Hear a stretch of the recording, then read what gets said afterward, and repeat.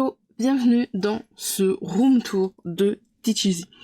Teacheasy, c'est une plateforme normalement de base pour créer, lancer, gérer et promouvoir sa formation en ligne, mais on peut aussi s'en servir pour d'autres produits digitaux comme des templates, des challenges, etc., etc.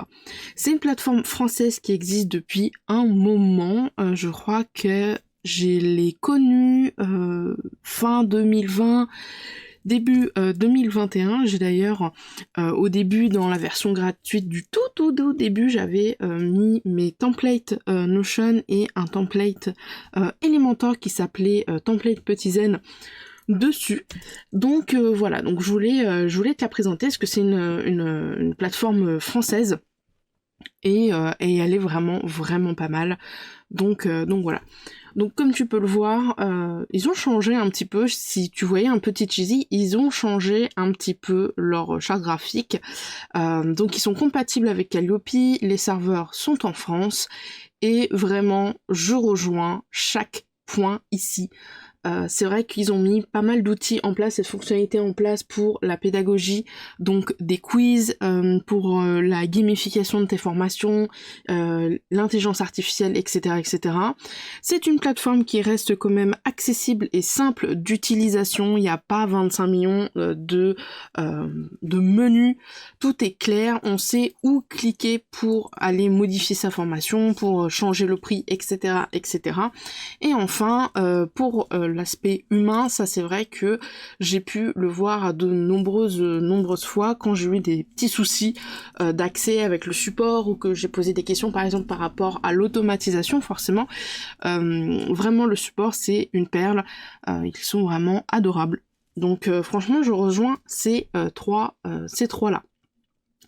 Il y a beaucoup de choses qu'on peut faire avec Teacheasy. Donc on a un éditeur de leçons bloc par bloc, donc on vient glisser, déposer nos éléments, titres, photos, vidéos, etc. On peut également demander les avis clients directement sur la formation. Il y a un CRM. On peut créer des communautés maintenant, un peu comme un forum, et ça c'est vachement pratique. Il y a des automatisations avec Zapier et Make. Il y a des emails anti-décrochage, c'est-à-dire que à partir du moment où la personne n'a pas ouvert la formation depuis plus de 30 jours et qu'elle n'a pas fini, ça, on peut envoyer un mail automatique en disant hey, qu'est-ce que tu fais? Est-ce que ça va bien? Est-ce que tu as besoin d'aide? Etc. Ils ont mis en place l'affiliation et ça c'est grandement intéressant. On peut vendre avec des packs, on peut faire des invitations de masse. Donc en gros on peut importer ses étudiants, ses élèves d'une autre plateforme, System.io par exemple. Donc ça c'est plutôt pratique. Il est compatible avec Calliope pour le CPF, Opoco, etc., etc. Ça c'est vraiment, on va dire, une de leurs missions phares, c'est que ça soit une plateforme vraiment certifiée pour Calliope, pour que les formateurs français puissent avoir leur formation dessus et que la certification Calliope se passe très très bien. Donc voilà, il y a quand même beaucoup de fonctionnalités et également beaucoup d'intégration. Donc ça, c'est plutôt intéressant. Alors on va voir directement les tarifs et puis ensuite je ferai un room tour directement dans Teacheasy. Alors pour prévenir, moi j'ai uniquement le forfait en découverte gratuit. Je n'ai plus le forfait pro, donc j'ai que le découverte gratuit. Je suis repartie sur un nouveau compte. En fait, faut savoir qu'au bout d'un moment, Teacheasy, il n'y avait plus trop d'améliorations. Donc je suis partie de Teacheasy, j'ai fermé mon compte. Et quelques temps après, il y a eu beaucoup d'améliorations, beaucoup d'ajouts, le programme d'affiliation, les communautés, etc. Et donc du coup, je me suis dit, il faut que je me refasse un compte. Et donc je me suis refait un compte. Mais du coup, je suis restée en forfait découverte, donc qui est gratuit. Donc en forfait gratuit, vous avez 3 formations, 70 apprenants. On a par contre un gros taux de commission de 9%. Ça fait un peu mal, mais on a quelque chose de gratuit, donc ça peut être sympa pour tester une formation, pour héberger un de ces lignes magnettes, un de ces produits digitaux. Je conseille pas forcément le 9%, enfin je conseille pas forcément Teacheasy en version gratuite pour une grosse formation. Parce que le taux de commission il fait quand même mal, sachant que c'est le taux de commission de Teacheasy, mais vous allez aussi avoir le taux de commission de Stripe par exemple. Donc pour les petits produits en format pour le forfait gratuit, c'est bon. Pour ce qui est des grosses formations à 4 chiffres, je passerai peut-être directement en forfait pro à 49 € par mois du coup. Donc voilà, on peut faire de l'export d'email, etc. On a 3 codes promo, on a des ventes en illimité, on a les quiz également, même en version gratuite, on a les quiz et on a pas mal de choses. Les trucs qu'on va pas avoir, ça va être les devoirs illimités, le paiement avec PayPal, le programme d'affiliation, le système anti-décrochage, les noms de domaine. Le paiement en plusieurs fois n'est pas possible, c'est pour ça que je disais potentiellement Teacheasy en version gratuite pour des petits produits ou des lignes maniennes, mais pour des grosses formations, des gros produits, je le recommande pas forcément parce qu'il n'y a pas le paiement en plusieurs fois. Et donc ça, ça peut être bloquant si jamais tu vends une formation, je sais pas, à 2000 balles, ça peut être bloquant de ne pas avoir la possibilité de prendre le paiement en plusieurs fois, l'outil pédagogique pour les communautés, etc., etc. Donc voilà, c'est pas forcément... Il est affreux ce bouton là. Il est affreux ce bouton, on dirait un bouton des années 2000, il est affreux. Ils sont affreux ces boutons. Donc voilà. Donc ça c'est mon compte Teacheasy et comme je l'ai dit, je suis revenue depuis le début, donc du coup j'ai tout ça. Et en fait dès qu'on va s'inscrire sur Teacheasy en format gratuit, on va avoir comme ça une petite liste de tâches. Donc définissez l'URL de votre espace, personnalisez votre espace, etc., etc. Donc je vais ici sur la colonne de gauche présenter tous les éléments. Alors, Copywriter IA, on n'y a pas accès, mais on peut acheter des crédits. Ça va nous permettre de nous aider au niveau des titres, des SEO, au niveau de plein de choses. Ça va nous aider à créer notre page de vente, créer notre proposition de valeur, créer le plan, etc. pour tout simplement vendre notre formation sur Teacheasy. Donc ça, c'est pratique. Le truc qu'on peut faire avec Teacheasy, c'est soit on fait une page de vente sur Teacheasy, soit sinon on peut prendre l'URL de notre page de notre produit et directement mettre l'URL sur un bouton de notre page de vente sur notre site, par exemple. Donc c'est vraiment au cas par cas. Ensuite, ici, on a la communauté, donc ça, je n'y ai pas accès, mais en fait, c'est un forum où on va pouvoir créer des salons, les gens vont pouvoir répondre, etc. Donc ça fait vraiment forum. Je trouve ça beaucoup plus poussé que la communauté de System.io. J'ai testé aussi la communauté de System.io et je trouve ça un peu compliqué à mettre en place et à naviguer dedans. C'est pas du tout intuitif visuellement en plus. Celle de Teacheasy est quand même pas mal mieux. Ça, c'est au niveau des statistiques, donc on a les apprenants, les ventes, les paniers abandonnés, le nombre de revues, les dernières ventes, etc., etc., ceux qui ont fini, ceux qui ont commencé, et en format expert ou supérieur, vous avez accès aux graphiques. Moi je ne vends pas, j'ai vraiment refait un compte pour pouvoir faire des tutoriels pour mes clientes, etc. J'ai pas encore l'intention d'aller sur Teacheasy. Si je devais aller sur une plateforme, effectivement j'irais sur Teacheasy puis ensuite sur Travecard. Mais pour le moment je reste sur Gumroad, sur ma boutique de Gumroad. Donc là ce sont les apprenants. On peut inviter un apprenant en format en fonction pro et on peut également les exporter ou les importer. Ça c'est pratique quand on fait par exemple une migration. Au niveau des formations, donc ça c'est une formation de test que j'ai créée en décembre et donc on peut voir qu'elle est gratuite, qu'il n'y a qu'une seule leçon, un seul apprenant, enfin 0 apprenant et 0 panier abandonné. On verra plus tard sur comment modifier tout ça, ces formations. Et dans le format formation, il y a plusieurs sous-menus. Il y a le certificat de réussite. Effectivement, on peut faire un certificat pour dire « Hey, tu as réussi à terminer la formation ». Et on a également des paramètres.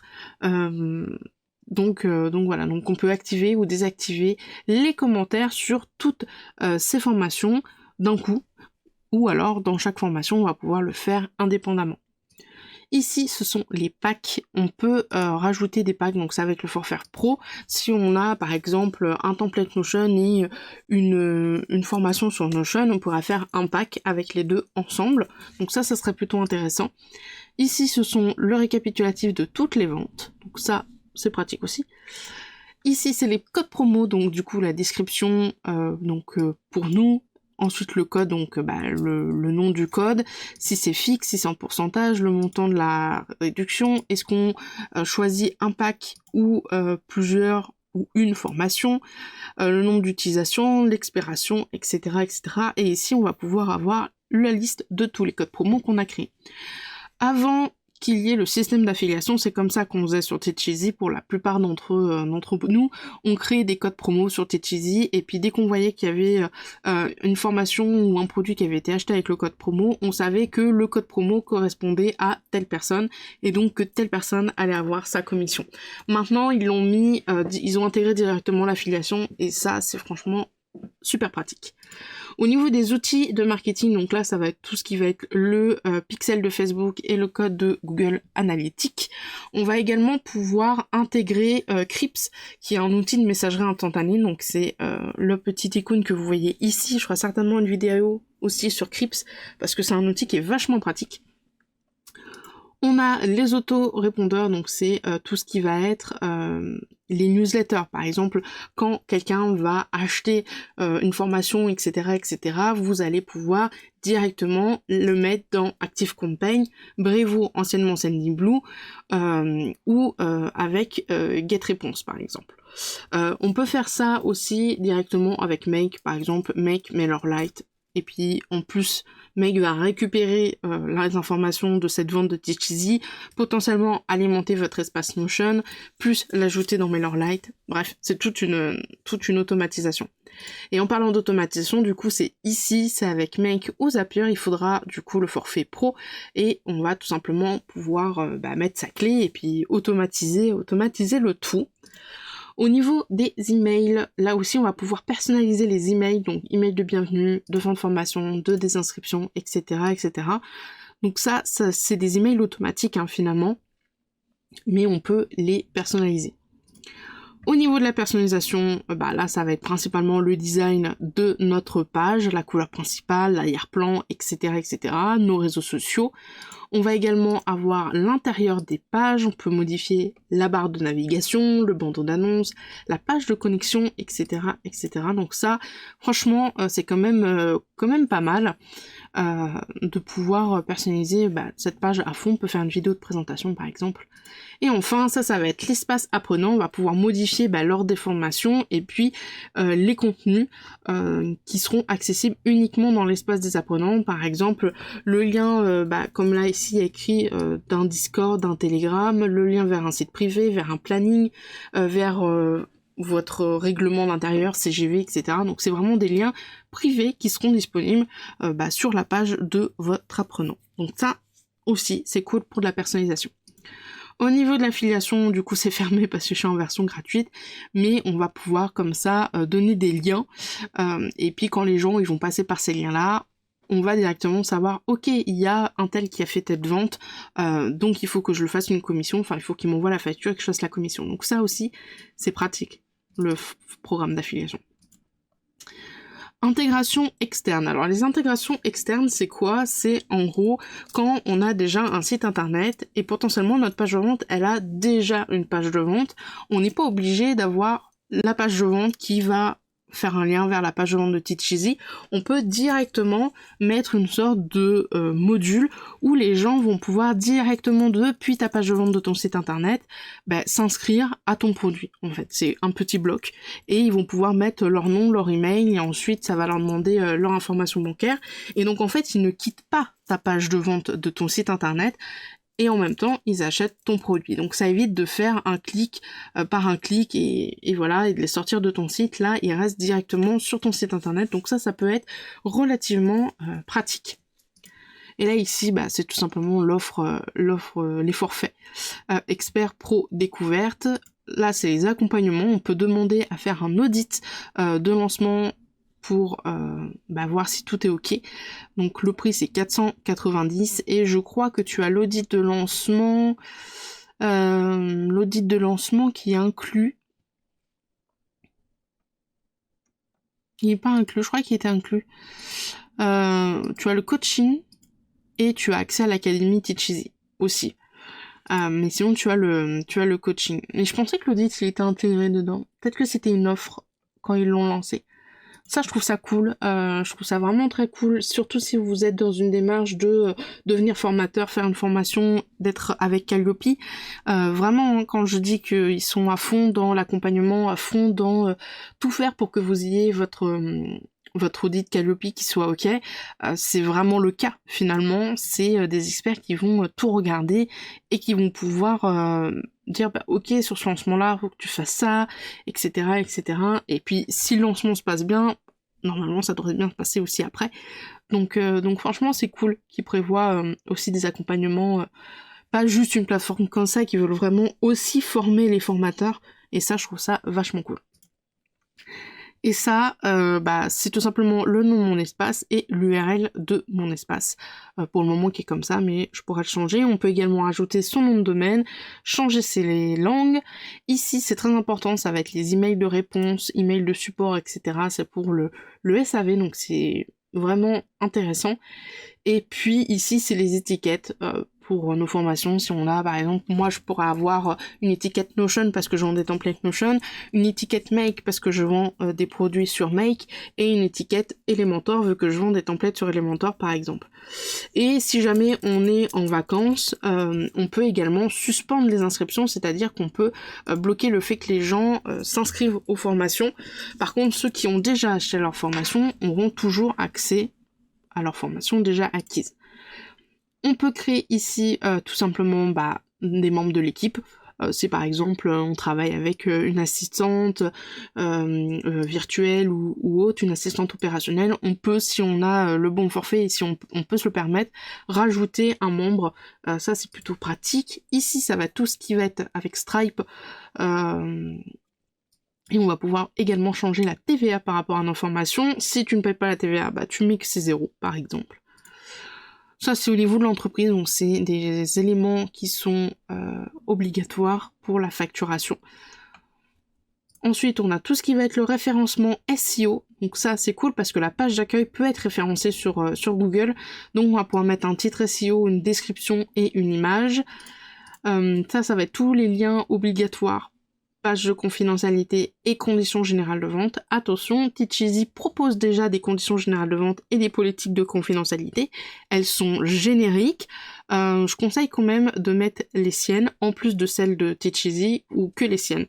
Mais de pas forcément laisser que celles de Teacheasy. Donc voilà, donc c'est ici que ça se passe.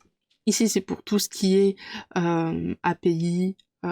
Donc si par exemple on a un outil qu'on veut lier avec Teacheasy, on peut donner la clé, etc. pour qu'ils communiquent entre eux. C'est un petit peu plus technique, je pense pas que ça soit adapté à tout le monde, cette partie-là. Et là encore, c'est les factures en fait de Teacheasy tout simplement.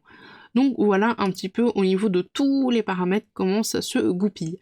Maintenant, troisième étape de cette vidéo, je vais te montrer tout simplement le contenu d'une formation, comment ça se passe, comment est-ce qu'on peut mettre des choses en place dedans et comment est-ce qu'on va pouvoir la structurer. Alors, déjà, il y a 2 points. Quand on va aller sur l'œil ici, on va pouvoir voir la page d'un point de vue visiteur, mais également d'un point de vue apprenant. Donc d'un point de vue visiteur, c'est quelqu'un qui se promène et qui voit ma page de Teacheasy. Donc là, c'est la page d'accueil qu'on va pouvoir modifier, donc avec le bandeau, etc. C'est ce que je disais tout à l'heure dans l'étape 2. Elle ne s'affiche pas parce qu'elle est en brouillon. Si je la mets en publié, comme ça, elle est publiée. Donc on a plusieurs statuts, publiés, ne plus répertoriés, cachés, désactivés, etc., etc. Si là, je rafraîchis, elle est ici. Donc voir la formation, et donc ici c'est la page de vente techniquement de Teacheasy, et on va avoir ici si c'est accessible PC, Mac mobile, le nombre de leçons, s'il y a un certificat de réussite. On va pouvoir aussi activer ou désactiver le sommaire, donc ça peut être intéressant si vous voulez que les gens puissent voir qu'est-ce qu'il y a un petit peu dans votre formation ou votre produit digitaux, je dis formation mais produits digitaux ça marche aussi. Tout simplement on pourra activer ou désactiver le sommaire. Et ensuite si on voit depuis la page d'un apprenant, on voit que pour le moment on a juste ce module 1, et donc ici on a le module 1 de l'intro, et ici la leçon 1. La personne va pouvoir prendre des notes, on a des annexes, et on a également les commentaires. Et on va pouvoir cocher oui ou non, j'ai terminé finalement cette leçon. Hop là. Donc on va pouvoir ensuite mettre en brouillon, ne plus répertorier, cacher, désactiver, etc. Et ici, on peut l'intégrer en tant que widget. Donc là, ça par exemple un bouton, et quand la personne va cliquer sur le bouton, hop, ça va directement se passer. Je prends le test. On peut également demander de prendre un lien comme ça. Une carte, ça c'est souvent ce que j'intègre directement sur les sites quand on a directement une page de vente, c'est la carte, comme ça directement, ou alors directement aussi le formulaire.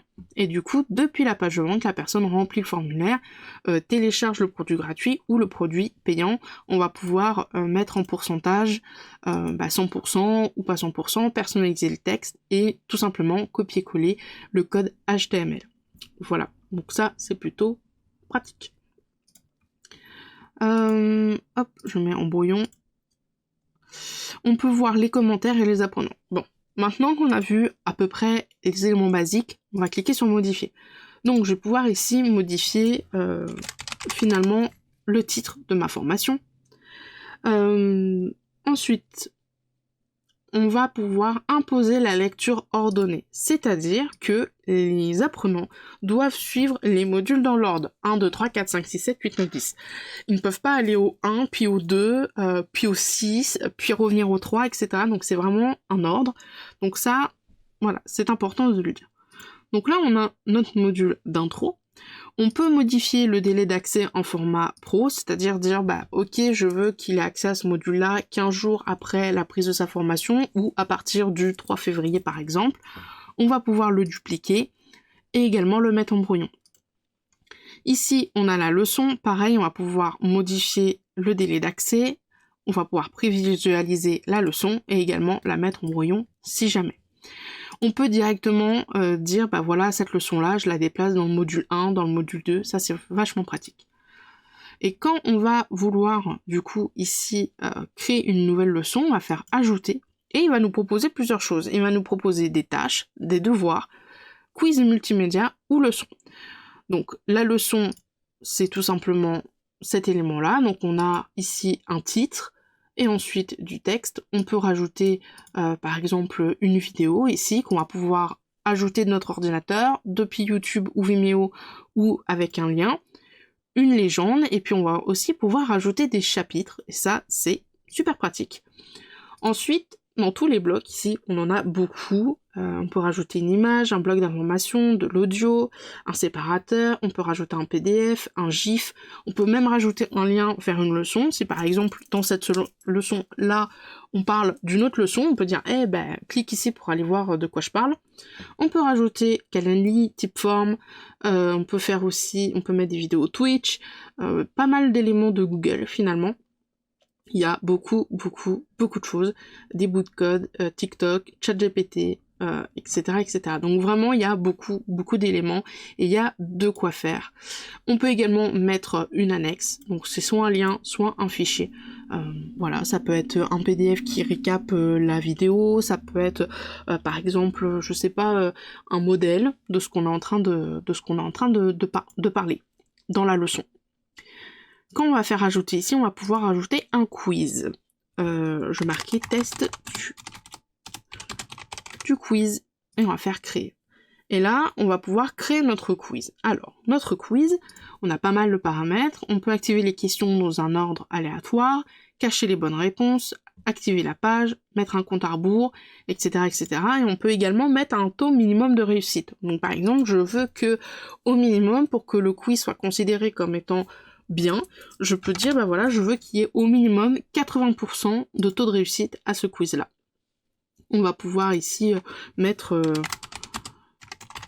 la descriptif du quiz. Ceci est un quiz, voilà. Et on va rajouter des questions. On a les choix multiples et les choix uniques. Par exemple, qui est Henri IV? Un roi, un cheval. Voilà, et on va pouvoir ajouter comme ça plusieurs réponses si jamais on a besoin. On peut rajouter une explication, voilà, pour dire c'est un roi, et là par exemple on pourra dire il est né en temps, il est mort en temps, voici ce qu'il a fait. Donc ça c'est dans mon exemple bien sûr. On peut également rajouter une vidéo ou un audio pour rajouter d'autres types de choix. Hop là, et on va faire enregistrer. Et donc ça, c'est notre première question. Ensuite, notre deuxième question, choix multiples, un légume, c'est quoi? Bah, c'est vert,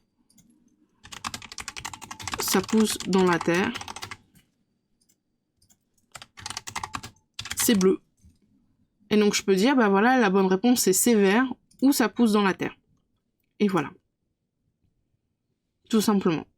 Donc là, on a le récap de nos questions, et ici, pareil, on peut rajouter encore une fois des annexes. Ensuite, on a un autre type, donc là, il est en mode brouillon, je vais le mettre en publié, voilà. Quand j'ai mis en publié, tu vois, il n'y avait plus la petite vignette orange, ça veut dire qu'il est en ligne. Et ici, je peux rajouter des devoirs en forfait pro, c'est-à-dire, ben voilà, je veux que tu me fasses un compte-rendu d'une étude de cas, et donc la personne va pouvoir envoyer le devoir sur la plateforme pour qu'on puisse le lire. Et pareil au niveau des tâches, on va pouvoir dire, ben voilà, pour accéder par exemple au module, surtout si on a cliqué ici pour la lecture ordonnée, pour accéder au module suivant, il faut que tu coches comme quoi tu aies fait tes exercices, comme quoi tu aies bien lu la leçon, etc. etc. Donc ça, c'est plutôt cool. Maintenant, dans les paramètres de notre formation, il y a beaucoup de choses. On va avoir bien sûr le titre, l'URL, on va pouvoir demander l'adresse de facturation si c'est une formation payante, et afficher ou non la liste des leçons sur la page de vente. On peut les déplier ou les plier, et on peut mettre une image, par exemple. Donc ça donne ça chez moi. Je l'ai mis en brouillon. Hop, publier, voilà, c'est mieux. Et donc ici, voir la formation, du coup, il y a 2 leçons. Et ici, dans programme, donc c'est déplié, mais on voit bien le programme, on voit que j'ai un module, une leçon et le test. Voilà. Ensuite, dans la forfait pro, on peut limiter le nombre d'inscriptions à cette formation. Par exemple, pour une bêta, on peut dire, bah voilà, pour cette bêta, je veux que 10 personnes. Ça, c'est les accès formateurs. S'il y a des formateurs autres membres de l'équipe ou formateurs autres, bah, on peut les rajouter ici. Ça, c'est pareil, c'est au niveau du référencement SEO, donc c'est un peu ce qu'on avait vu pour notre page principale, donc c'est la description, le titre SEO pour être référencé sur Google. Et ensuite, on va pouvoir configurer également qu'est-ce qui se passe après l'achat et après l'inscription. Donc, est-ce qu'on a une page de remerciement? Est-ce qu'on a une page pour directement savoir qu'est-ce qu'on fait? Est-ce qu'on a un sondage, etc., etc. Et on va pouvoir également ici dire, ben voilà, je veux que la formation expire au bout de 1 an, par exemple, après l'achat de l'apprenant. Donc ça peut être activé ou désactivé avec le forfait pro. Dans l'espace d'apprenant, c'est ici que on va pouvoir, dans la formation du coup licorne, dire bah, je veux activer les commentaires, je veux pas les afficher, ou alors j'affiche les existants, mais j'en veux pas de nouveaux par exemple. C'est pratique si par exemple, je sais pas, on a décidé de faire une pause, ou si on part en vacances, imaginons. On va pouvoir aussi dire bah ok, après telle leçon ou tel module, on peut noter comme ça, soit avec notation, soit avec l'appréciation, donc directement ils écrivent, ok, est-ce que tu as aimé cette leçon, est-ce que tu n'as pas aimé cette leçon, etc., etc. Voilà. Là, c'est les étiquettes, donc comme j'ai dit, personnellement, dans mon cas, j'ai des templates Elementor, j'ai des templates Make et Notion, je pourrais mettre ici Notion, Make, etc.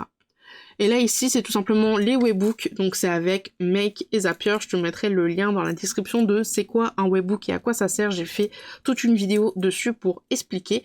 Donc ça peut être pratique pour, dans cette formation, ok, on va mettre un webhook, et ce webhook va envoyer l'information de cette personne elle a pris la formation, cette personne a fini la formation, et ça va enchaîner dans notre scénario, par exemple Make. Je parle de Make, mais ça marche aussi avec Zapier.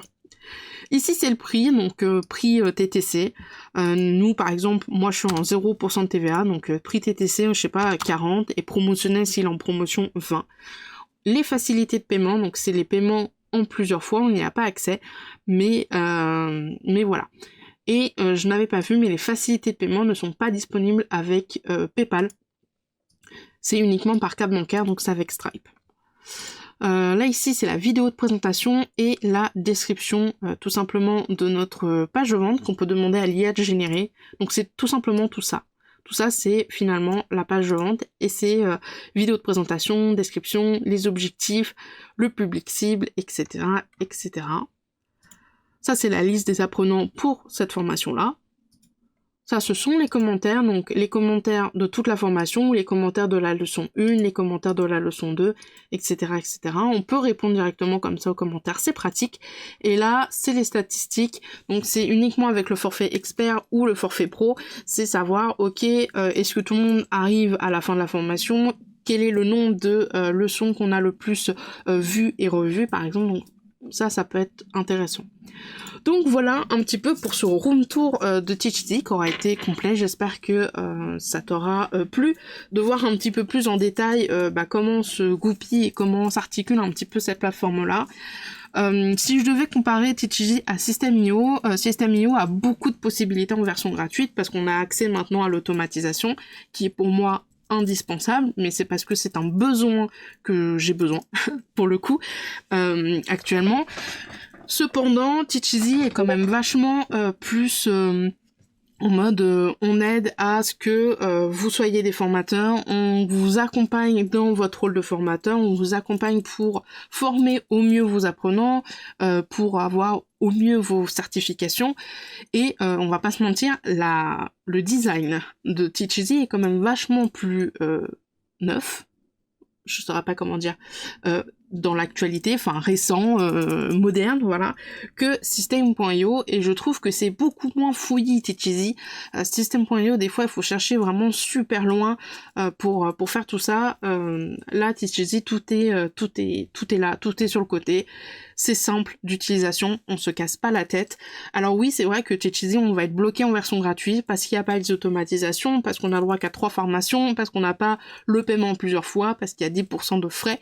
Mais le fait d'avoir le forfait découvert de Teacheasy, c'est juste un tremplin. C'est une version d'essai. Le but n'est pas de rester dans la version gratuite de Teacheasy pendant 5 ans, sauf si c'est que pour des petits produits ou Lean Magnet, mais c'est de ensuite passer sur la version pro de Teacheasy, et pourquoi pas une fois que on a fait suffisamment de chiffres, une fois qu'on s'est super bien développé, qu'on a pas mal d'apprenants, peut-être passer à Trafcard par exemple, ou à d'autres, mais voilà, je pense que System.io en version gratuite est très complet, très complet, mais peut-être trop complet pour des personnes qui débutent dans la formation en ligne, qui sont pas à l'aise avec les outils, et je trouve Teacheasy beaucoup plus simple, un peu plus limité dans la version gratuite, mais je pense que par exemple pour une bêta, un petit produit ou autre, ça peut largement faire l'affaire, et comparé à System.io. Voilà un petit peu pour le room tour de Teacheasy, et puis surtout pour un petit peu ce que j'en pense de cette plateforme-là. J'apprécie cette plateforme-là, franchement je suis très contente, et le fait qu'elle soit français, développée par des Français, et qu'elle soit hébergée en France, franchement, je trouve ça vraiment super cool. Donc voilà, j'espère que ça t'aura plu. N'hésite pas à me dire dans les commentaires quelle est la plateforme que tu utilises pour tes produits digitaux, formations, etc., etc., dans les commentaires. À plus!